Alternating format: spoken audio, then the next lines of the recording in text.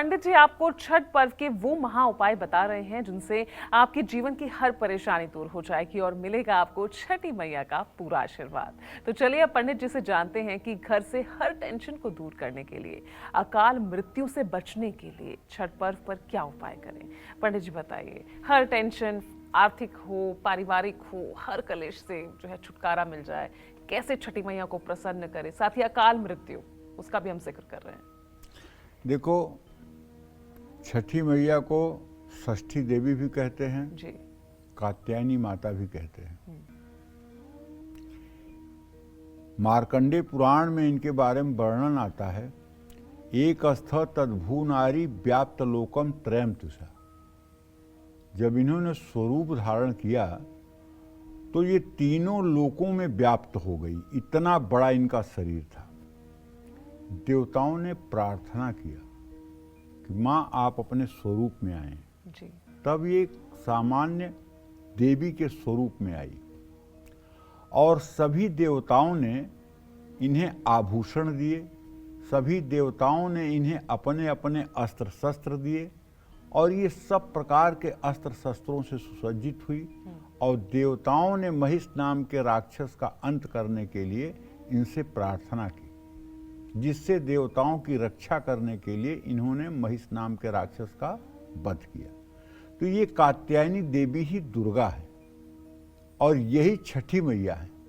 जैसे एको अहम बहुश्यामा, कहने का मतलब ये है पूजा, जैसे 1 लाख घड़ा रख दो और सब में पानी भर दो और एक ही सूरज की प्रतिबिंब 1 लाख घड़े में दिखाई देगा, तो क्या 1 लाख सूरज हो गया?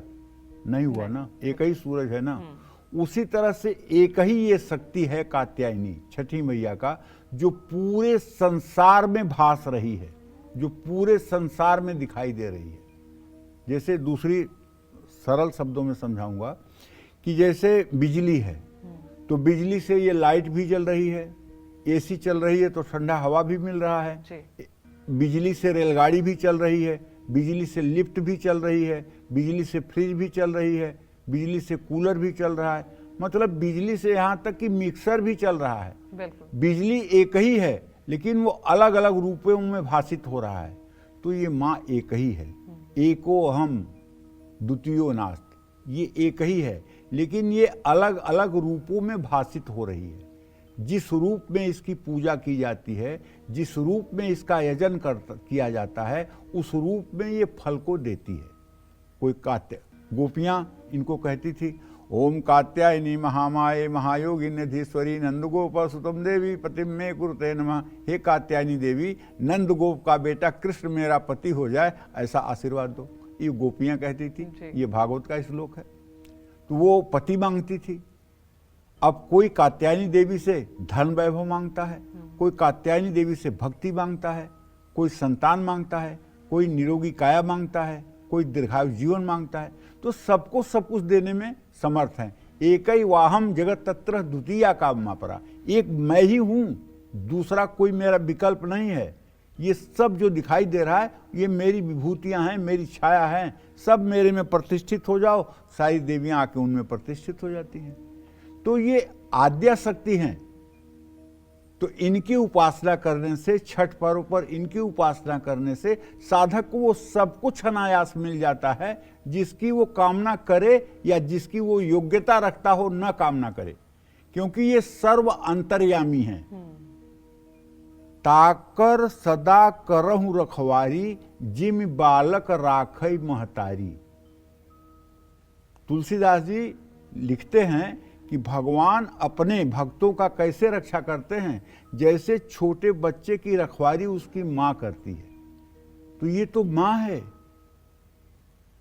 छठ का व्रत करने वाला, छठ मैया को मानने वाला, व्रत न भी करने वाला हो, छठ का व्रत करने वाले के सहयोग करने वाला, जहां कहीं भी रास्ते से डगमग होता है वहां मैया अपना दोनों हाथ ऐसे किए रहती है उसके।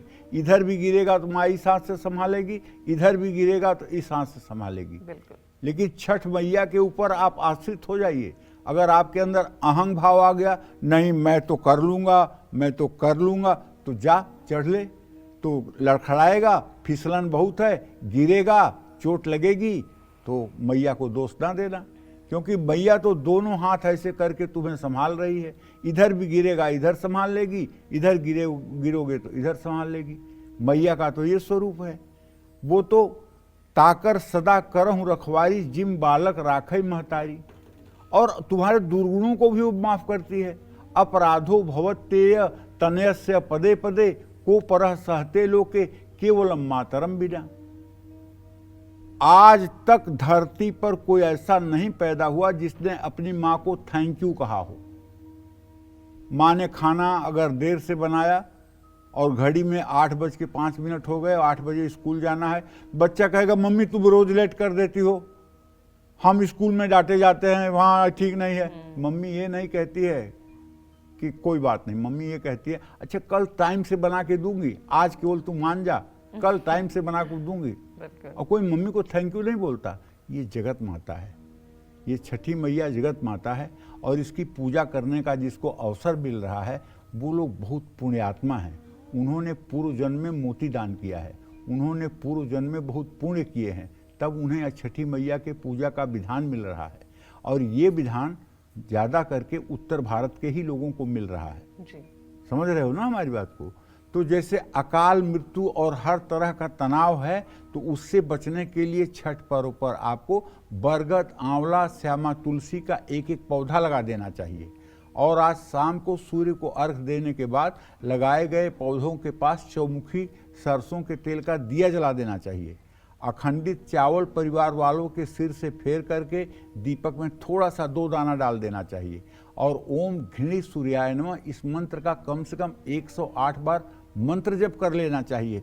तब मजा आएगा ना, तब आपकी ठसक पूरी होगी और तब आपको आनंद आएगा छठी मैया के पूजा करने का। जय मां विंध्यवासिनी।